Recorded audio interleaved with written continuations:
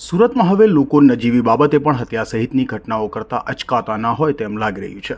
ત્યારે સુરતના કતારગામ વિસ્તારમાં અકસ્માત કરી હત્યાની ઘટનાને અંજામ અપાયું હોવાની ઘટનાના સીસીટીવી સામે આવ્યા છે।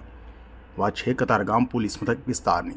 કતારગામ રત્નમાલા 4 રસ્તા પાસે બાઇક ચાલક સાથે ગાડી સાઈડમાં કરવા બાબતે પિકઅપ વાનના ચાલકે ઝઘડો કર્યો હતો, જે માથાકૂટ વચ્ચે પિકઅપ ચાલક મયુર મેર દ્વારા ગુસ્સામાં આવી અને ઉશ્કેરાઈ જઈ ફૂલ સ્પીડમાં પિકઅપ ગાડી લાવી યુવકને અડફેટે લીધો હતો।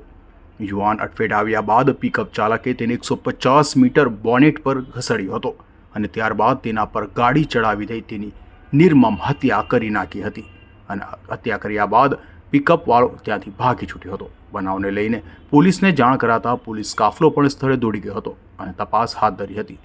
તો ઘટનાના સીસીટીવી સામે આવતા રેરાટી વ્યાપી ગઈ હતી।